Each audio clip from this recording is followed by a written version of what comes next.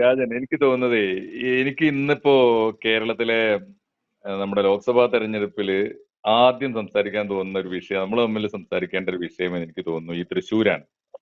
പലതരത്തില് നമുക്ക് തൃശ്ശൂരിനോട് ഒരു ഒരു ഒരു എക്സൈറ്റ്മെന്റും തൃശ്ശൂരിനോട് ഒരു പ്രത്യേക ആഭിമുഖ്യമൊക്കെ തോന്നാൻ കാര്യമുണ്ട്.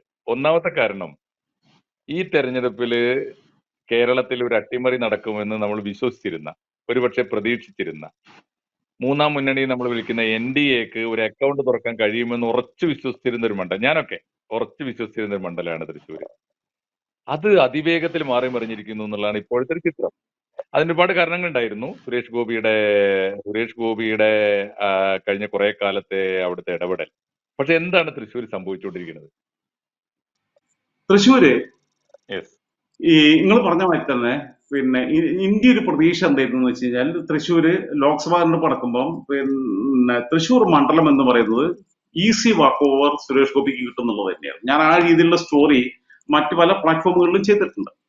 കാരണം ഒന്ന്, സുരേഷ് ഗോപി നടത്തിയിട്ടുള്ള ചാരിറ്റി ആക്ടിവിറ്റീസ്, ബാക്കിയുള്ള കാര്യങ്ങളിൽ അങ്ങനത്തെ കാര്യങ്ങളെല്ലാം സോഷ്യൽ ആക്ടിവിറ്റീസിലെല്ലാം സജീവമാവുന്നു. അദ്ദേഹത്തിന്റെ മകളെ കല്യാണത്തിന് നരേന്ദ്രമോദി തന്നെ നേരിട്ട് വരുന്നു. നരേന്ദ്രമോദി വേറെ എവിടെയും കൊടുക്കാത്ത ഫോക്കസ് അവിടെ കൊടുക്കുന്നു. നരേന്ദ്രമോദി അമിത്ഷായുടെ നേരിട്ടുള്ള ആദ്യത്തെ സ്ഥാനാർത്ഥിയായിട്ട് അദ്ദേഹം വരുന്നു. അങ്ങനെയൊക്കെ വന്നപ്പോൾ ഇതിന്റെയൊക്കെ അഡ്വാൻറ്റേജ് ഉണ്ട്. രാജ്യസഭ അംഗമായിരുന്നു. അത് മാത്രമല്ല, സുരേഷ് ഗോപി ഒരു വ്യക്തിപരമായി ഒരു നല്ല മനുഷ്യനാണ്. കാരണം കിട്ടുന്ന ബാക്കിയുള്ള സെലിബ്രിറ്റീസ് ഒക്കെ കിട്ടുന്ന പൈസ മുഴുവൻ എവിടെയെങ്കിലും കൊണ്ടുപോയിട്ട് ഏതെങ്കിലും അക്കൗണ്ട് പിന്നെ അക്കൗണ്ടിലാണോ എവിടെയാണെന്നുള്ള അറിയില്ല. എന്തായിരുന്നാലും എവിടെയോ കൊണ്ടുപോയിടുമ്പോൾ മോഹൻലാലിനെയും മമ്മൂട്ടിയും ഒക്കെ മാതൃകയാക്കാവുന്ന ഒരാളാണ് സുരേഷ് ഗോപി. കിട്ടുന്ന പൈസയിൽ നിന്ന് പിന്നെ 10 രൂപയെങ്കിൽ 10 രൂപ പാവങ്ങൾക്ക് കൊടുക്കുന്ന ഒരാൾ എന്നുള്ള രീതിയിലുള്ള ബഹുമാനവും ആദരവും ഒക്കെ അദ്ദേഹത്തോടുണ്ടായിരുന്നു. പക്ഷെ ഇതൊക്കെ അയാളെ ഒരു സ്വഭാവത്തിനകത്തുള്ള പ്രശ്നം എന്ന് വെച്ചാൽ, മൂപ്പര് സ്ഥാനാർത്ഥിയാകുമ്പോൾ തന്നെ അവിടുത്തെ പിന്നെ BJP പ്രാദേശിക നേതാക്കന്മാർ മുഴുവൻ അകന്നു നിൽക്കുക, ആരും രംഗത്തില്ല. മാത്രമല്ല, രണ്ടാമത്തെ കാര്യം, മൂപ്പര് ഈ മൊത്തം ഫോട്ടോഷൂട്ട് നടത്തുക. വിഷു കൈനീട്ടം കൊടുക്കുമ്പോൾ അത് ക്യാമറമാനെ വെച്ചിട്ട് ഷൂട്ട് ചെയ്യുക. എന്താണ് എവിടെയാ നടത്തുന്നത്? കേരളത്തിലെ വിഷു കൈനീട്ടമൊക്കെ എനിക്ക് ഒരുപാട് കിട്ടിയിട്ടുണ്ട്, നിങ്ങൾക്ക് കിട്ടിയിട്ടുണ്ടാവും. എന്റെ വിശ്വാസം അങ്ങനെ തന്നെയാ. പിന്നെ APക്ക് കിട്ടിയിട്ടുണ്ടാവും, പലയിടത്തും മറ്റേ സൗഹൃദങ്ങളുള്ള ആളുകളിടത്തും കിട്ടിയിട്ടുണ്ടാവും. എന്താ പറഞ്ഞേ? വിഷു കൈനീട്ടം കിട്ടും. അതൊരു സ്നേഹത്തിന്റെ പുറത്ത് സ്വീകരിക്കുന്ന ഇത് ഇയാള് പിന്നെ അത് ക്യാമറ വെച്ച് ഷൂട്ട് ചെയ്യുക, അല്പത്തരത്തിന്റെ അങ്ങേ തലയ്ക്ക് പോയിരിക്കുകയാണ്. അത് മാത്രമല്ല, ഇപ്പൊ അടുത്ത ദിവസം ഞാൻ കണ്ടിട്ടുള്ള സാധനം, തെരഞ്ഞെടുപ്പ് പ്രവർത്തനവുമായിട്ട് ബന്ധപ്പെട്ട് വന്നിട്ട് എവിടെയോ വിശ്രമിക്കുകയാണ്. അപ്പൊ ഇയാളെക്കാൾ പ്രായമുള്ള രണ്ടാൾക്കാർ ഇയാൾക്ക് ഒരാളെ പേപ്പറും കൊണ്ട് ഒരാൾ വിശ്രമം കൊണ്ട് വീശി കൊടുക്കുക. ഈ രണ്ട് ചേട്ടന്മാരും ഇയാളെ മാതിരി വെയിൽ കൊണ്ടിട്ട് വോട്ട് പിന്നെ ഈ തെരഞ്ഞെടുപ്പ് പ്രചരണത്തിന് പങ്കാളികളായ ആൾക്കാരാണ്. അവര് ഈ വെയിൽ സഹിച്ചു കണ്ട് ഇയാളെ വീശി കൊടുക്കുക. ഒരു യജമാനൻ പ്രജാ മനോഭാവത്തിലേക്ക് സുരേഷ് ഗോപി അറിയാതെ നടന്നു പോയിട്ടുണ്ടെന്ന്, അറിഞ്ഞോ അറിയാതെയോ, അറിഞ്ഞിട്ടാണോ എന്ന് എനിക്കറിയില്ല. കാരണം ഞാൻ പറഞ്ഞല്ലേ, ഈ ദുഷ്ടൻ അല്ലെ ശുദ്ധൻ ദുഷ്ടന്റെ ഫലം ചെയ്യുന്ന പറഞ്ഞ ഇയാൾ ശുദ്ധനാണെന്നുള്ളതൊക്കെ നമുക്ക് ബോധ്യമുണ്ട്. ഇയാൾ ഒരുപാട് കാര്യങ്ങൾ ചെയ്യണമെന്ന് ആഗ്രഹമുണ്ട്. പക്ഷെ കാണിക്കുന്നത് മുഴുവൻ അല്പത്തരാണ് ഓരോ ദിവസം കാണിച്ചുകൊണ്ടിരിക്കുന്നത്. ഇയാള് അടുത്ത ജന്മത്തില് ഞാൻ ബ്രാഹ്മണനായിട്ട് ജനിക്കാം എന്നൊക്കെ പറഞ്ഞ ആളാണ്, സംസാരിച്ചിട്ടുള്ള ആളാണ്. APയെ കേൾക്കുന്നുണ്ടോ? അടുത്ത ജന്മത്തിൽ എനിക്ക് ബ്രാഹ്മണനായി ജനിക്കണം എന്ന് പറഞ്ഞ ആള് കുരുത്തോലം കൈ പിടിച്ചിട്ട് ഇങ്ങനെ നിന്നിട്ട് പിന്നെ വീശിക്കൊണ്ടിട്ട് എന്ത് കുന്തം. ഞാനിവിടെ ഞാൻ ക്രിസ്ത്യാനി, ഞാൻ ഈ ഓശാന ഞായറാഴ്ച ഇതുവരെ പിടിച്ചിട്ട് നടക്കാനൊന്നും പോയിട്ടില്ല. കാരണം വെച്ചാൽ എനിക്ക് ദൈവമായിട്ട് ബന്ധമുണ്ട്. ഇത് ഈ കാട്ടിക്കൂട്ടുന്ന ആവശ്യമില്ല. അത് കാട്ടിക്കൂട്ടുന്നത് ശരിയല്ല എന്നുള്ള അഭിപ്രായമില്ല. ഞാൻ മലയാറ്റൂര് പിന്നെ തുപ്പുള്ളിയാഴ്ച കുരിശു പിന്നെ മലയാക്കി കയറിയിട്ടുണ്ട് 2021 അതൊക്കെ. അതിനൊന്നും എനിക്ക് യാതൊരു മടിയില്ല. ഇതെല്ലാം നമ്മൾ എല്ലാം നോക്കുന്നുണ്ടല്ലോ. ഇതിപ്പോ എന്താ പറയാ, ഈ TN പ്രതാപൻ ഇത്തരം ഗിമ്മിക്സ് കാണിച്ചിരുന്നു. TN പ്രതാപൻ ഞാൻ 30 ദിവസം റമദാൻ മാസത്തിൽ നോമ്പ് നോക്കും, പിന്നെ വേളാങ്കണ്ണി മാതാവിന്റെ അടുത്ത് പോകും എന്നൊക്കെ പറഞ്ഞ മാതിരി ഇതേ പിന്നെ ശുദ്ധ രാഷ്ട്രീയ അശ്ലീലമാണ് ഇപ്പോൾ സുരേഷ് ഗോപി കാണിച്ചുകൊണ്ടിരിക്കുന്നത്. അത് കാണിക്കുന്നത് തിരിച്ചറിയാൻ കെൽപ്പുള്ള സാംസ്കാരിക സുരേഷ് ഗോപി ജയിച്ചു കഴിഞ്ഞാൽ തൃശ്ശൂര് പിന്നെ കേരളത്തിലെ സാംസ്കാരിക തലസ്ഥാനാണെന്ന് ഇനി മേലാ പറയാൻ പാടില്ല. അതായത് എനിക്ക് പറയാമോ? അതല്ല രാജനടാ, ഇതേ എന്താന്ന് വെച്ചാൽ എന്റെ ഒരു വിയോജിപ്പ് പറയണത്, ഞാൻ പറയണത് അദ്ദേഹത്തിന്റെ ആറ്റിറ്റ്യൂഡ് മൊത്തത്തിൽ ഒരു ഫ്യൂഡലായി തീരുന്നുണ്ട് എന്നുള്ളത് ശരിയാണ്. പക്ഷെ ആ ഫ്യൂഡലിസം ഒരിക്കലും നമ്മുടെ ചരിത്രത്തിന്റെ ഒരു കോൺട്രിബ്യൂഷൻ അല്ല. എനിക്ക് തോന്നുന്നത് ഒരു സിനിമാറ്റിക് ഫ്യൂഡലിസമാണ്. എനിക്ക് തോന്നുന്നു മലയാള സിനിമയിൽ സാമാന്യം സൂപ്പർ സ്റ്റാർ, ഒരു സ്റ്റാർഡം ഉള്ള ഏത് നടൻ വന്നാലും ഈ ഒരു വലിയ അസ്ഥിരത നമ്മൾ അനുഭവിക്കേണ്ടി വരും. ഈ ഒരു കാരവൻ കൾച്ചർ, ക്യാമറയുടെ മുമ്പിലാണ് ഓ APയെ തിരിച്ചു പറഞ്ഞോട്ടെ. പറഞ്ഞോളൂ, പറയൂ രാജൻ. കൊല്ലത്തെ മുകേഷ് MLA ആയിട്ട് സെക്കൻഡ് ടൈമിൽ തെരഞ്ഞെടുക്കപ്പെട്ടു. പത്തനാപുരത്ത് പിന്നെ ഗണേഷ് കുമാർ പലവട്ടം തെരഞ്ഞെടുക്കപ്പെട്ടു. ഇവരൊക്കെ സിനിമ രംഗത്ത് കൂടി വന്നവരാണ്. പക്ഷെ എന്താ വെച്ചാൽ ഓല ആ അതെ സിനിമ പിന്നെ നടൻ എന്നുള്ള ഇമേജിനെ മാറ്റി വെച്ചിട്ട് സാമൂഹ്യ രംഗത്തേക്ക് ഇറങ്ങി. അത് നിങ്ങൾ ശ്രദ്ധിച്ചാൽ നിങ്ങൾക്ക് മനസ്സിലാവും. കൊല്ലത്ത് ഇപ്പൊ ലോക്സഭയ്ക്ക് അതെ മുകേഷ് കണ്ട് ജയിക്കൂല എന്നുള്ളത് എനിക്കറിയാം, നിങ്ങൾക്ക് അറിയാം, എല്ലാവർക്കും അറിയാം, നാട്ടുകാർക്കും കൂടെ അറിയാം. പക്ഷെ എന്നാൽ അല്ല തന്നെ ഈ ഒരു ആ രണ്ട് സാധനം, ഈ ആ വെടുപ്പ് വേണ്ട പിന്നെ ചുമന്നുകൊണ്ട് നടക്കണതിനാ. അതെ അതെ, പക്ഷെ നിങ്ങൾ ആ പറയും, രണ്ടുപേർക്കും ഞാൻ ഇതിന്റെ ചോദിക്കുന്നത് കൂടെ ഒരു രാജൻ, ഈ രണ്ടുപേർക്കും പർട്ടിക്കുലർലി ആ പറഞ്ഞ എക്സാമ്പിൾ ഉണ്ടല്ലോ, O മാധവന്റെ മോനും R ബാലകൃഷ്ണപിള്ളയുടെ മോനും, അവര് സിനിമയിലല്ല ഏത് മഹാകാശത്ത് എത്തിപ്പെട്ടാലും അവരുടെ ബേസ് ജനകീയമാണ്, മണ്ണാണ്, വിണ്ണിൽ നിന്ന് താഴോട്ട് വന്നതല്ല. അതിനൊരു അതിന്റെ വ്യത്യാസം ഉണ്ടാവും അടിസ്ഥാനത്തിലൊന്നല്ല, തോന്നുന്നു. അതിന്റെ അടിസ്ഥാനത്തിലൊന്നല്ല. നാട്ടുകാരെ അത് നോക്കിയിട്ട് വോട്ട് ചെയ്യില്ല. അങ്ങനെയാണെങ്കിൽ പിന്നെ ഇല്ല മുരളി ഇല്ല, കേരളത്തിൽ ഒരുപാട് പ്രാവശ്യം നോക്കിയെന്നോ, തൃശ്ശൂർ നോക്കിയെന്നോ? അതെ അതെ, പറഞ്ഞോളൂ പറഞ്ഞോ.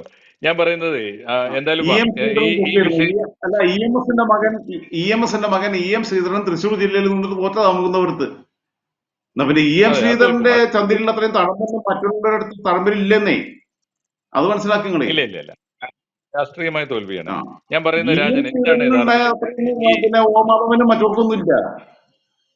ഇല്ല, സുരേഷ് ഗോപിക്ക് യഥാർത്ഥത്തിൽ എന്താണ് സംഭവിച്ചത്? ഈ ഒരു സിനിമാറ്റിക് ഫ്യൂഡലിസം അദ്ദേഹത്തിന് ആ, അങ്ങേയറ്റം പ്രതികൂലമായി സുരേഷ് ബാധിച്ചു. ഗോപി സംഭവിച്ചത്, സുരേഷ് ഗോപി തൃശ്ശൂർ ക്യാമ്പ് ചെയ്യാൻ തീരുമാനിക്കുന്നു. സുരേഷ് ഗോപി പിന്നെ നെട്ടിശ്ശേരിയിലുള്ള ഒരു സിമന്റ് മുതലാളിയുടെ വീട്, ഒരു ലക്ഷറി ഹൗസ്, അതാണ് വാടകയ്ക്ക് എടുക്കുന്നത്. ഞാൻ പറയട്ടെ, ഉം, സാധാരണ വീട് എടുത്തിട്ട് പിന്നെ ഈ EM ശ്രീധരൻ പാലക്കാട് പിന്നെ മത്സരിക്കാൻ പോയപ്പോ മെട്രോമാനാണ്, അയാൾക്ക് എത്രയും വലിയ സൗകര്യമുള്ള ലക്ഷറി ഫ്ലാറ്റ് എടുക്കാം. അയാൾ സാധാരണ വീട് ഉം, എടുത്തിട്ട് അവിടെ ഞാൻ ജയിക്കുന്നൊക്കെ ഉള്ളത് പ്രായം പിന്നെ കൂടിയോണ്ടുള്ള ചന്നി ബാധിച്ചാണ്ട് മൂപ്പരെ തോന്നല് ഞാൻ ജയിക്കുന്നൊക്കെ ഉള്ളത്, ഞാൻ മുഖ്യമന്ത്രി എന്നൊക്കെ പറഞ്ഞു, അതൊക്കെ പറഞ്ഞു അല്പത്തരായിക്കോട്ടെ പോട്ടെ. എന്നിരുന്നാലും മൂപ്പരെടുത്തൊരു ഓഫീസ് വന്ന സാധാരണ സംവിധാനമായിരുന്നു. സുരേഷ് ഗോപി ഉം, ഒരു സാധാരണ ഒരു ബില്ലെടുത്തിട്ട്, ഇന്നത്തെ കാലത്ത് ചൂടില് AC ഒന്നും ഇല്ലാതെ ചിലപ്പോൾ പിന്നെ സാധാരണക്കാരന് കൂടി ജീവിക്കാൻ പറ്റാത്തതാണ്, AC ഒക്കെ വെച്ചിട്ട് അങ്ങനെ ജീവിച്ചാൽ അതെ പോരെ. അതല്ലാതെ ഒരു സിമന്റ് മുതലാളി സ്പോൺസർ ചെയ്തിട്ടുള്ള ലക്ഷറി ആയിട്ടുള്ള സ്ഥലത്ത് പോവുക, ഇതിന്റെ പിന്നെ സൗകര്യങ്ങളെല്ലാം ചെയ്തു കൊടുത്ത സുജിത്ത് എന്ന് പറയുന്ന മൂപ്പരം മലങ്കൈയായിട്ട് ഇപ്പം നിൽക്കുന്ന ആളാണ്.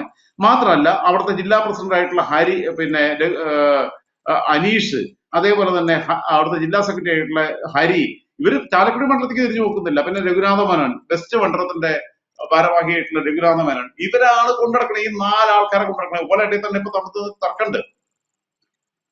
കാരണം അതെ. എന്താണ് ഇവര് കൊണ്ടുനടക്കാന്ന് പറഞ്ഞു കഴിഞ്ഞാൽ അല്ല, ഞാൻ പറഞ്ഞ, ലെറ്റ് മീ കൺക്ലൂഡ് പ്ലീസ്.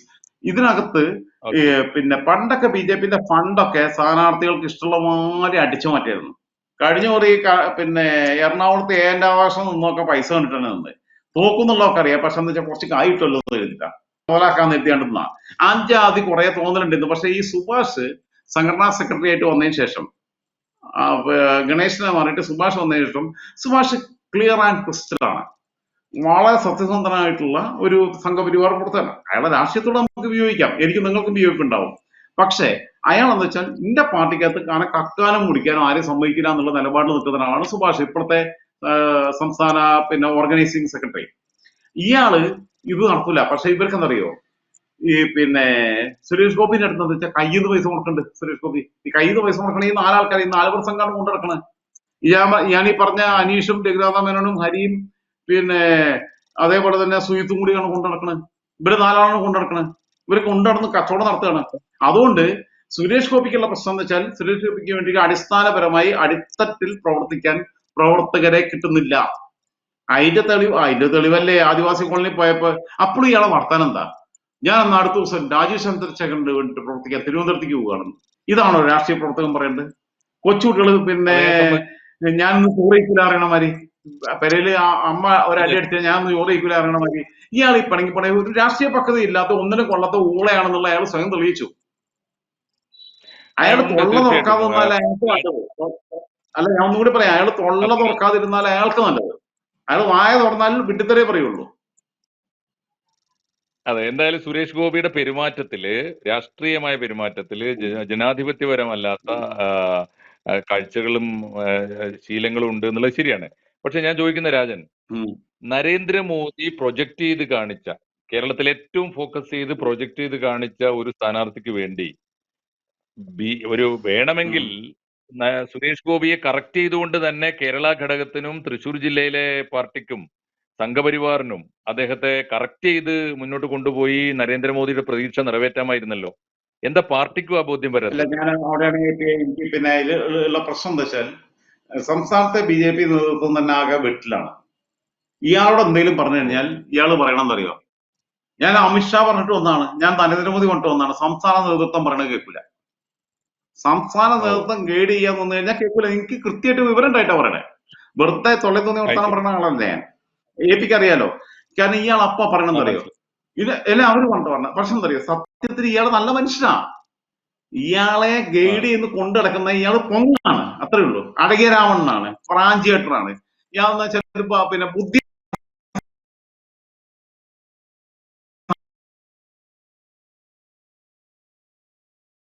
ാനല്ല. ഉം. ഇപ്പൊ തൃശ്ശൂരിലെ അവസ്ഥ ഞാൻ പറയട്ടെ, ഈ കിരീടം വെക്കാൻ പോകുന്നു, പിന്നെ ഇപ്പൊ മറ്റേ ഓ, പിന്നെ കുരുത്തോടെ കയ്യിലുകൊണ്ട് നടക്കുന്നു. ഈ നാടകമൊക്കെ കളിക്കേണ്ട ആവശ്യം എന്താന്നേ. അതേസമയം അവിടെ VS സുനിൽകുമാർ അതെ. സൈലന്റ് ആയിട്ട് അയാള് പിന്നെ എവിടെയെങ്കിലും പോയിട്ട് എന്തെങ്കിലും കാണിക്കണുണ്ടോ? അയാള് പ്രതാപന്റെ മാതിരി നോമ്പ് നോക്കാൻ പോയിട്ടില്ല. അയാള് ഈ സുരേഷ് ഗോപിയുടെ മാതിരി കിരീടം കൊടുക്കാൻ പോയിട്ടില്ല. അയാൾ ഒന്നിനും പോയിട്ടില്ല. അയാളെ വർക്കായിട്ട് പോവാണ്. അപ്പൊ അയാൾ അട്ടിമറി വിജയം അവിടെ നേടുന്നുള്ളതാണ് ഞാൻ വിശ്വസിക്കുന്നത് ഇപ്പൊ. യെസ് രാജൻ, എടാ നമുക്ക് ഒരു കാര്യം ചെയ്യാം. ഏതായാലും ഒന്നാം ഘട്ടത്തിൽ നമ്മൾ ഒന്നാം സ്ഥാനത്ത് നിർത്തിയിരുന്ന സുരേഷ് ഗോപിയെ ഇപ്പൊ രാജന്റെ കണക്കനുസരിച്ച് മൂന്നാം സ്ഥാനത്തേക്ക് മാറ്റി നിർത്തിയോ? മൂന്നാം സ്ഥാനത്തേക്ക് മാറ്റിയിട്ടില്ല, രണ്ടാം സ്ഥാനത്തേക്ക് മാറ്റിയിട്ടുണ്ട്. കാരണം മുരളീധരൻ എന്തായാലും മൂന്നാം സ്ഥാനത്തേക്ക് പോയിക്കോളും. അത് അത് ശരി. കോൺഗ്രസ്സുകാരാക്കിക്കോളും മൂന്നാം സ്ഥാനത്തേക്ക്. ഉം. ആണോ? മുരളീധരന്റെ എന്തൊക്കെയാ മുരളീധരന്റെ പ്രതാപൻ അത് നെഗറ്റീവ് ഫാക്ടേഴ്സ് എന്തൊക്കെയാ? APA പ്രതാപൻ അത് ഇവിടെ നിൽക്കാൻ താല്പര്യം ഉണ്ടായിരുന്നില്ല. പ്രതാപൻ അറിയാൻ നിന്നാ തോക്കുന്നുള്ളത്. പ്രതാപൻ എങ്ങനെയും മാറണം അത് എഴുതി. ശരി. അപ്പോഴാണ് പിന്നെ ഈ വടകരെ KC വേണുഗോപാലിനെ ആലപ്പുഴയിൽ മത്സരിപ്പിക്കാൻ വേണ്ടിയിട്ട് ഇവര് പിന്നെ സാമുദായിക സമവാക്യം ഉണ്ടാക്കണം. അങ്ങനെ കഴിഞ്ഞുകൂടി അവിടെ ഷാനിമോൾ ഉസ്മാൻ കൊടുത്തു. ഒരു മുസ്ലിം കാൻഡിഡേറ്റിനെ എവിടെയും കൊണ്ട് ഇറക്കണം. വടകര KC ആലപ്പുഴയിൽ കൊണ്ടുവരാൻ വേണ്ടിയിട്ട് മാത്രമാണ് വടകര ഷാഫി പറമ്പിലിന് കൊടുത്തത്. ഷാഫി പറമ്പിൽ കൊടുക്കുമ്പോഴുള്ള അപകടമൊക്കെ ഓ നമുക്ക് അറിയാണ്ടല്ല. കാരണം പാലക്കാട് നിയമസഭാ തെരഞ്ഞെടുപ്പിൽ ഒരു ഉപതെരഞ്ഞെടുപ്പ് നടന്നു കഴിഞ്ഞാൽ BJP ജയിക്കും. അത് അറിഞ്ഞുകൊണ്ട് തന്നെ സീറ്റ് പിന്നെന്താ പറയാ ചാവേറാക്കിയിട്ട് കൊടുത്തേക്കുക. ഇത് കൊടുത്തതിന്റെ പുറത്ത് ഒരു തൃശ്ശൂർ വന്നുകൊണ്ട് മുരളീധരൻ നടത്തുമ്പോ മുരളിക്ക് എന്താ വെച്ചാൽ മുരളി നേമത്ത് പറഞ്ഞാലും മത്സരിക്കും, എവിടെ മത്സരിക്കും, ഞാൻ എന്തോ വലിയ സംഭവം എഴുതിയാണ്ട് നിൽക്കുക. മുരളി അവിടെ മൂന്നാം സ്ഥാനത്തേക്ക് പോകും, അതിൽ യാതൊരു സംശയമില്ല. ഒപ്പം നിന്നിട്ട് മുരളിയുടെ സ്വീകരിച്ച് ഉമ്മ വെച്ച TN പ്രതാപൻ മുരളിക്ക് വോട്ട് ചെയ്യുമോ? നിങ്ങൾ ആ എടുക്കുന്നുണ്ടോ? ഗ്രൂപ്പ് ഞാൻ ഉണ്ട്, വിശ്വസിക്കുന്നില്ല. ശക്തമായി ഏഹ് ഉണ്ടാവില്ല. അതായത് TN പ്രതാപൻ ആ ഫാക്ടർ വളരെ നിർണായകമാണെന്ന് തോന്നുന്നു അല്ലേ? കോൺഗ്രസിനുള്ളിലെ ഗ്രൂപ്പിൽ. പ്രതാപന്റെ താല്പര്യം എന്താ വെച്ചാൽ സംസ്ഥാന മന്ത്രിയാവണം എന്നുള്ളതാണ്. 26-ല് ഭരണം കിട്ടുന്നായിരുന്നു. 26-ല് ഇത് ഈ പോക്ക് പോയി കഴിഞ്ഞാൽ ഒരു ഈ വഴിക്കാണ് പോകുന്നുണ്ടെങ്കിൽ ഇവർക്ക് ഭരണം കിട്ടുന്നില്ല. അതിലൊന്നും ഒരു സംശയമില്ല. ആ പ്രതിപക്ഷം പോലും പോലെ ആവൂല. ചിലപ്പോൾ BJP പ്രതിപക്ഷമാവും ഈ പോക്ക് പോയാൽ. അത് ഈ ലോക്സഭാ തെരഞ്ഞെടുപ്പാണ് തീരുമാനിക്കുക. കാരണം ഒരു മര്യാദയ്ക്ക് കൊണ്ടുപോകണ്ടേ, ഒരു സംഘടനയെ മര്യാദയ്ക്ക് കൊണ്ടുപോകണ്ടേ. പിന്നെ ഇയാളുടെ പിന്നെ ഈ ആ, ഒരു പിന്നെ സുരേഷ് ഗോപിയുടെ സംസ്കാരം എന്ന് പറയുന്നത് കാരവൻ സംസ്കാരത്തിലാണ് നിൽക്കുന്നത് ഇപ്പോഴും. അതെ സിനിമാ നടന്മാരാകുമ്പോ കാരവൻ അതെ സംസ്കാരമൊക്കെ ഉണ്ടാവും. ആ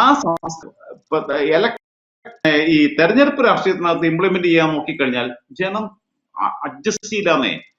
കാണുമ്പോ ആരെയും വോട്ട് ചെയ്ത് അതെ കഴിഞ്ഞാൽ ഇപ്പൊ പിന്നെ നിങ്ങളെ ഉമ്മാനോട് ആരെങ്കിലും വോട്ട് ചെയ്ത് കഴിഞ്ഞാല്, അല്ലെങ്കിൽ എന്റെ പെങ്ങന്മാരോട് ആരെങ്കിലും വോട്ട് ചെയ്ത് കഴിഞ്ഞാല് പിന്നെ തരില്ല എന്നൊന്നും പറയില്ല. പക്ഷെ ഓൾക്ക് അറിയാം എവിടെ കൊടുക്കേണ്ടതെന്നുണ്ട്. ചായയൊക്കെ കൊടുക്കും. അതെ അതെ അതെ അതെ. വോട്ട് അപ്പോ കൊടുക്കുന്നത് ഞാൻ അവരുടെ ചോദിക്കുന്നത്, തീരുമാനമാണ്. അല്ല ഞാൻ ചോദിക്കുന്നത്, പ്രതാപൻ തീരുമാനിച്ചാൽ മുരളിയെ തോൽപ്പിക്കാവുന്ന വിധത്തിൽ പ്രതാപൻ ഇപ്പോഴും തൃശൂർ മണ്ഡലത്തിൽ സ്വാധീനമുണ്ടോ? അതോ പ്രതാപൻ തന്നെ ഉണ്ടാക്കി വെച്ച ഇല്ല നെഗറ്റീവ് വോട്ടുകൾ പ്രതാപന് തന്നെ ഇല്ല ഇല്ല ഇല്ല ഇല്ല. അതായത് മുരളീധരന്റെ പിന്നെ കിട്ടാവുന്ന വോട്ടിൽ കുറച്ച് വോട്ട് കുറയ്ക്കാൻ പറ്റുന്ന സ്വാധീനം മാത്രമേ പ്രതാപനുള്ളൂ. അല്ലാതെ പ്രതാപന് സ്വയം ഉള്ളൂ. ജയിക്കാൻ ശേഷിയില്ലാത്ത ആളല്ലേ. അതുകൊണ്ടാണല്ലോ മാറിയെന്ന്. സ്വയം അതെ. ഈ പത്മജ അവനോട് ജയിക്കാൻ ഫാക്ടർ, ഗെപ്പില്ലാത്ത ഒരുത്തന് ഇതിപ്പോ എന്താ പറയാ, മറ്റേ അല്ല ബിഗ് ബോസ് എന്ന് പറയുന്ന ഒരു പിന്നെ പരിപാടി ഉണ്ടല്ലോ. അതില് പിന്നെ ഒരു അലറൽ വീരൻ എന്ന് പറയുന്ന ഒരു ഡോക്ടർ റോബിൻ ഉണ്ടായിരുന്നു. ഓൻ പറഞ്ഞു ഞാൻ പുറത്തിരുന്നിട്ട് ആര് ജയിക്കണം എന്ന് ഞാൻ തീരുമാനിക്കും എന്നൊക്കെ പറഞ്ഞ മാതിരി. അതേമാതിരി പ്രതാപനാണെങ്കിൽ പറയാം എന്നല്ലാതെ അതിനപ്പുറത്തേക്ക് അതിന് വാല്യൂ ഇല്ല. പ്രതാപന് 10,000 വോട്ട് തിരിക്കാൻ പറ്റും. ആ വോട്ട് തിരിക്കല് മുരളിക്ക് ക്ഷീണം ചെയ്യും. കാരണം മുരളിയെ മൂലക്കാക്കി കഴിഞ്ഞാൽ പത്മജ പ്രതാപന് അടുത്ത പ്രാവശ്യമാണോ പറഞ്ഞോളൂ. പത്മജ ഫാക്ടറോ രാജൻ? കേട്ടില്ല.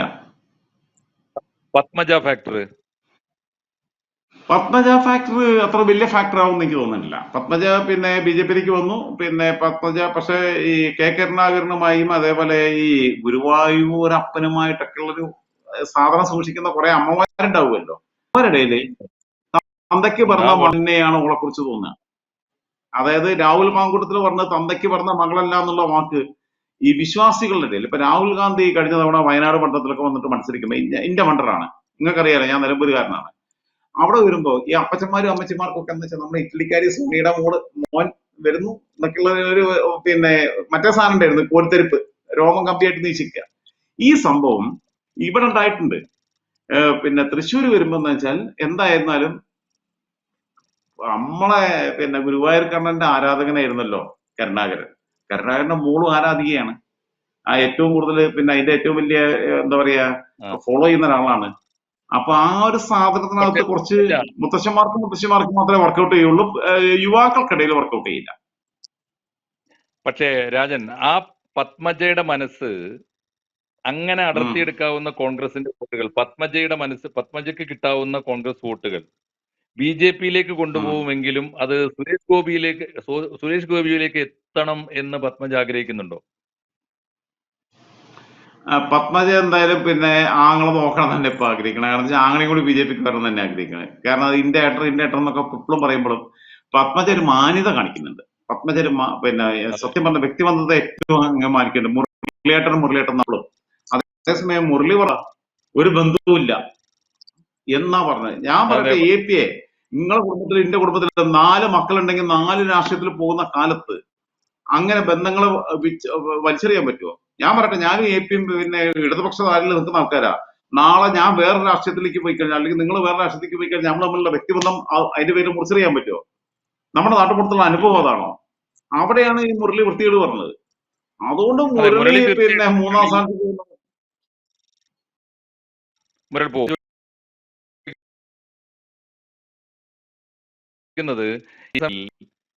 കാണിച്ച രീതി എന്താണ്? ആ ഒരു ബോഡി ലാംഗ്വേജ് ഒക്കെ സ്വന്തം അനിയത്തിയാണേ, സ്വന്തം ചോരയാണേ. ആലോചിച്ച് നോക്കണതൊക്കെ. നിങ്ങളെ മക്കള് പിന്നെ നാളെ പിന്നെ 2 രാഷ്ട്രീയത്തിൽ പോയി കഴിഞ്ഞാൽ, മോളെ കല്യാണം കഴിഞ്ഞാൽ എന്തായാലും 2 രാഷ്ട്രീയത്തിൽ പോയി കഴിഞ്ഞാൽ നിങ്ങൾക്ക് മക്കളായിട്ട് ബന്ധമില്ല എന്ന് പറയാൻ പറ്റുമോ?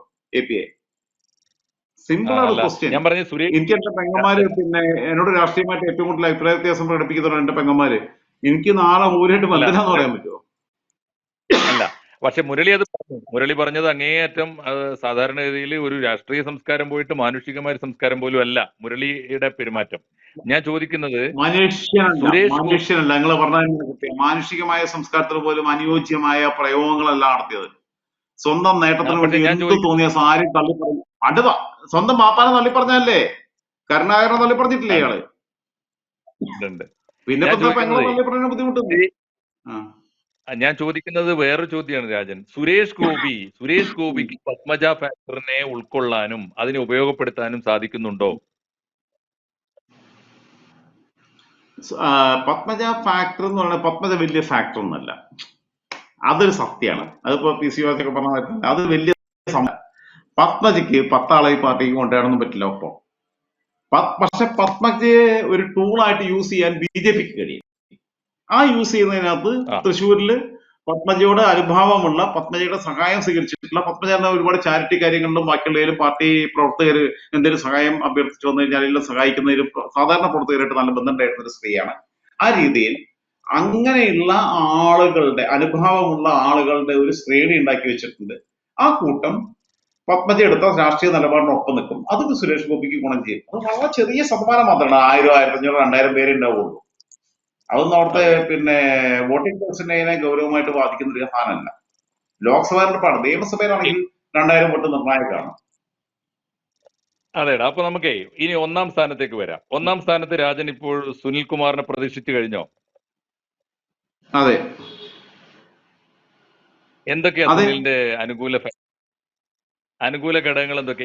ഈ നെഗറ്റീവ് ഞാൻ പറയട്ടെ, ഞാൻ പറയട്ടെ, സുനിലിന്റെ അനുകൂല ഘടകങ്ങളെക്കാൾ കൂടുതൽ സുരേഷ് ആ ഗോപി സ്വയം കുഴി കുടിച്ചുകൊണ്ടിരിക്കുന്നതിന്റെ ഭാഗമായിട്ടാണ് സുനിൽ മുമ്പിൽ വരുന്നത്. ഇല്ലെങ്കിൽ സുരേഷ് ഗോപി ജയിക്കേണ്ട മണ്ഡല. ഞാൻ ഇതിനു മുമ്പ് സ്റ്റോർ ചെയ്തിട്ടുണ്ട്. ഞാൻ ഇപ്പൊ വർക്ക് ചെയ്യുന്ന ചാനലിനകത്ത് ഞാൻ സ്റ്റോർ ചെയ്തിട്ടുള്ളത് പിന്നെ അവിടെ സുനിൽകുമാറും പിന്നെ സുരേഷ് ഗോപി തമ്മിലാണ് മത്സരം. സുരേഷ് ഗോപി ജയിക്കും, ടി എൻ പ്രതാപൻ മൂന്നാമത് പോകുന്നതാണ്. അത് കഴിഞ്ഞാണ് പിന്നെ ഈ സ്ഥാനാർത്ഥി മാറ്റമൊക്കെ വരുന്നത്. അപ്പോളെ പ്രതാപൻ പോസ്റ്ററൊക്കെ അടിച്ച് ഇറക്കിയിരുന്നു. സ്ഥാനാർത്ഥി മാറ്റമൊക്കെ വരുന്നത്. എനിക്ക് പ്രതാപനുമായിട്ട് ബന്ധപ്പെട്ട ആൾക്കാർ എന്നെ വിളിക്കുകയൊക്കെ ചെയ്തു. പക്ഷെ ഞാൻ എന്റെ നിലപാട് മാറ്റാൻ തയ്യാറായിട്ടില്ല. എന്തായിരുന്നാലും പിന്നെ സുനിലേട്ടനുമായിട്ട് നല്ല ബന്ധം ഉണ്ടെങ്കിലും സുനിലേട്ടനും ഞാനും തമ്മിൽ ഇതുവരെ ഇങ്ങോട്ട് സംസാരിച്ചിട്ടില്ല. നിങ്ങളോട് സംസാരിച്ചിട്ടുണ്ടോ എന്ന് എനിക്കറിയില്ല. എന്നോട് ഇതുവരെ സംസാരിച്ചിട്ടില്ല. ഇത്തരം കാര്യങ്ങൾ സഹായിക്കണം എന്ന് പോലും പറഞ്ഞിട്ടില്ല. ഒരു മാന്യത അയാൾ അതെ അദ്ദേഹം കാണിച്ചിട്ടുണ്ട്. മാന്യത കാണിക്കുന്ന ആൾക്കാരോട് നമ്മൾ തിരിച്ചും മാന്യത കാണിക്കാറുണ്ട്. ഓക്കെ, അപ്പോ പിന്നെ അദ്ദേഹത്തിന് വേണമെങ്കിൽ നമ്മളെന്ന് വിളിക്കാം. കാരണം എന്റെ നമ്പർ ഉണ്ട്, ഞങ്ങൾ തമ്മിൽ സംസാരിക്കാറുള്ളതാണ്, ഞങ്ങൾ ഒരുമിച്ച് ചർച്ചകളിൽ പങ്കെടുത്തിട്ടുണ്ട്. അപ്പോ പിന്നെ മുൻ മന്ത്രിയാണ്. മന്ത്രി എന്നുള്ള നിലക്ക് എന്തായാലും ഈ മാതിരി ചീത്തപ്പേര് കേൾപ്പിച്ചിട്ടില്ല. ഇപ്പൊ പ്രസാദ് നല്ല കഴിവുള്ള ആളെന്നൊക്കെ കരുതിയിട്ട് നമ്മൾ കരുതിയത്. എന്ത് ചെയ്യാൻ പറ്റും? കാരണം ഇവിടുന്ന് പിന്നെ ബാലഗോപാലിന്റെ അടുത്ത് ഫണ്ടഡ് പോണ്ടേ, ഒന്നും ചെയ്യാൻ പറ്റുന്നില്ല. അതേസമയം സുനിൽകുമാർ എന്തൊക്കെ പറഞ്ഞാലും ഫൈറ്റ് ചെയ്ത് കാര്യങ്ങൾ നടത്തിയിരുന്നു. ആ ഫൈറ്റർ എന്നുള്ള രീതിയിൽ തന്നെയാണ് വന്നിട്ടുള്ളത്. കെ ഇസ്മായിലിന്റെ വളരെ അടുത്ത പിന്നെ അനുയായിയാണ്. സി പി ഐക്കകത്ത് നിലവിലുള്ള ഇക്വേഷനെല്ലാം മറികടന്നുകൊണ്ടാണ് സുനിൽകുമാർ സ്ഥാനാർത്ഥിയായിട്ട് വരുന്നത്. സുനിൽകുമാർ അല്ലാതെ വേറെ അതെ സ്ഥാനാർത്ഥി അവിടെ കണ്ടെത്താൻ ഇടതുമുന്നണിക്ക് പറ്റില്ലായിരുന്നു. അപ്പൊ അത് അല്ല സുനിൽകുമാറിന് അപ്പറഞ്ഞ കിട്ടുന്ന സ്വീകാര്യതയാണ്. അതെ ആ, ആ പറഞ്ഞ ഘടകങ്ങളിൽ ഈ സുനിൽകുമാറിന് എതിരായി വരുന്ന കുറെ ഘടകങ്ങളില്ലേ? ഒന്നും ആലോചിക്കണം. ഒന്നിപ്പോ രാജൻ പറഞ്ഞൊരു അതുണ്ടാവുമല്ലോ, പ്രധാനപ്പെട്ട സ്വാഭാവികമായിട്ടുണ്ടാവുമല്ലോ. CPI-യിലെ ഞാൻ ചോദിക്കുന്നത് CPI-യിലും വിഭാഗീയത ഇപ്പൊ രാജൻ പറഞ്ഞുകൊണ്ട് പറയാണ്. ഈ പറഞ്ഞ വിഭാഗീയത വളരെ ശക്തമായിട്ടുള്ള ചെറിയ പാർട്ടിയാണെങ്കിൽ പോലും വിഭാഗീയത ശക്തമാണല്ലോ. ആണ് ആ ആണ് അത് തെരഞ്ഞെടുപ്പിൽ വിഭാഗീയത ഇല്ലാത്ത കമ്മ്യൂണിസ്റ്റ് പാർട്ടികളൊന്നും ഇപ്പൊ നാട്ടിലില്ല. ആയിക്കോട്ടെ. അല്ല ആ വിഭാഗീയത തൃശ്ശൂരിൽ തൽക്കാലം പ്രകടമാവോ? തൃശ്ശൂരിൽ അത് പ്രകടമാവില്ല. വോട്ട് ചെയ്യുന്നിടത്തൊക്കെ വേണമെങ്കിൽ സി പി ഐ എത്ര വോട്ടർമാരുണ്ടെന്നേ, ഓൽക്കവിടെ സീറ്റൊക്കെ ഉണ്ടെന്നുള്ളതല്ലാതെ ഓൽക്ക് 2-3 സീറ്റൊക്കെ അവിടെ ഉണ്ട്. പിന്നെ തൃശ്ശൂർ ജില്ലയിൽ, കൊല്ലം ജില്ലയിലും അതേമാതിരി ഉണ്ട്. പക്ഷേ പിന്നെ ഓരെ സംബന്ധിച്ചിടത്തോളം ഈ വോട്ട് ചെയ്യാന്ന് പറഞ്ഞപ്പോ ഞാൻ പിന്നെ നിലമ്പൂര് വി പ്രകാശിന്റെ തെരഞ്ഞെടുപ്പുമായിട്ട് ബന്ധപ്പെട്ട് എന്നോട് ചില ആൾക്കാർ പറഞ്ഞു ആര്യാടൻ വോട്ട് കുറച്ചു. ഞാൻ പറഞ്ഞ ആര്യാടൻ ഷൗക്കത്തിന് 500 വോട്ട് കൂടുതൽ കുറയ്ക്കാൻ പറ്റില്ല എന്ന് എനിക്ക് ഉറപ്പാ. നിലമ്പൂർ മണ്ഡലം ചങ്കിലെടുത്ത പോലെ എനിക്ക് അറിയുന്ന ആളാ. ആര്യാടൻ ഷൗക്കത്തിന് വ്യക്തിപരമായി പറഞ്ഞിട്ട് 500 വോട്ട് കുറയ്ക്കാൻ പറ്റും. 501ാമത്തെ വോട്ട് കുറച്ചാൽ അത് പുറത്തേക്ക് ലീക്കാവും. ഇത് തന്നെ ഇപ്പൊ സി പി ഐയുടെ ഗ്രൂപ്പിസത്തിലും സി പി എമ്മിന്റെ ഗ്രൂപ്പിസത്തിലും കണ്ടു. ഇപ്പൊ ആരിഫിനെതിരെ സി പി എം വോട്ട് ചെയ്യില്ലേ? ജി സുധാകരൻ വോട്ട് ചെയ്യോ ആരിഫിന്?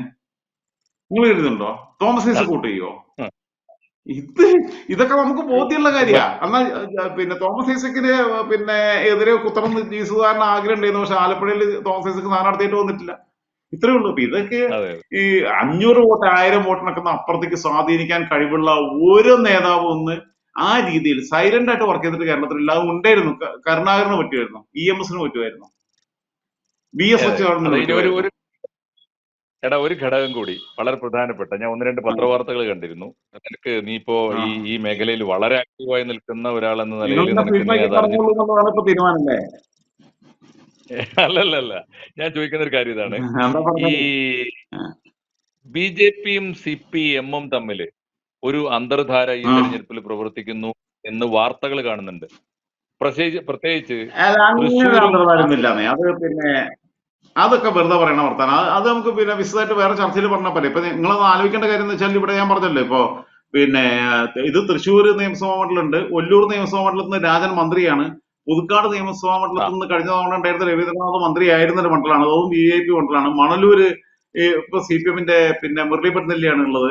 അതേപോലെ തന്നെ ഗുരുവായൂർ അതെ CPM ആണ്, കേരള തോപ്പിച്ചിട്ട്. നാട്ടികയില് CPI ആണ്, ഇരിങ്ങാലക്കുടയിൽ നമ്മളെ ബിന്ദു മന്ത്രിയാണ്. അങ്ങനെ ഒരു VIP പിന്നെ മണ്ഡലമാണ്. രാജാജി മാത്യു തോമസ് മണ്ഡലം കഴിഞ്ഞ കുറി 2019 കിട്ടിയത് 4,15,000-ഓളം വോട്ടാണ് കിട്ടിയത്. അതിന് മുമ്പ് പിന്നെ അന്ന് സുരേഷ് ഗോപിക്ക് കിട്ടിയത് 3,21,000 വോട്ടാണ്. അതേപോലെ തന്നെ 2009 അല്ല 2014 CN ജയദേവനാണെന്ന് പിന്നെ CPI-യുടെ പിന്നെ മത്സരിച്ചത്. അയാൾ പരാജയപ്പെട്ടു. പിന്നെ അല്ല അയാൾ ജയിച്ചു. ധനപാലനെ ചാലക്കുടിയിൽ നിന്ന് അങ്ങോട്ട് കൊണ്ടുപോയിട്ടോവാ. പിന്നെ ധനപാലന്റെ രാഷ്ട്രീയ ജീവിതം തന്നെ പോയി. PC ചാക്കോക്കും വേണ്ടി കാട്ടിയാ. പിന്നെ അന്ന് സാറാ അതെ ജോസഫ്, KP സുരേഷിന് അന്ന് പിന്നെ 1,00,000-ൽ പരം വോട്ട് BJP-ക്ക് വേണ്ടി പിടിച്ചു. അന്ന് സാറാ ജോസഫ് 44,000 വോട്ട് പിടിച്ചു. ഈ സാറാ ജോസഫ് പിടിച്ച 2014 44,000 വോട്ട് ഇപ്പൊ നിങ്ങൾ ഇന്ത്യയൊക്കെ സുഹൃത്തായിട്ടുള്ള അഡ്വക്കേറ്റ് PPS സഗീർ, നമ്മളെ പിന്നെ ആ നമ്മളെ മഞ്ചേരി ചന്ദ്രികേന്റെ മറ്റേ റഹീം മേച്ചേരിയുടെ ഏ മരുമോൻ, ആ റഹീം മേച്ചേരിയുടെ മരുമോൻ. മേച്ചേരിയുടെ മരുമകൻ പിന്നെ അഡ്വക്കേറ്റ് സഗീർ അന്ന് പിന്നെ ആ തെരഞ്ഞെടുപ്പിൽ തന്നെ വയനാട് നിന്ന് മത്സരിച്ചിരുന്നു. ഓ അപ്പൊ ആ തെരഞ്ഞെടുപ്പിൽ 44,000 വോട്ട് ഇവര് പിടിച്ചു. സാറാ ടീച്ചർ പിടിച്ച വോട്ടൊക്കെ എങ്ങനെ ഇനിയിപ്പോ എങ്ങോട്ടാ പോവാന്നുള്ള നമ്മൾ ആലോചിക്കണ്ടേ.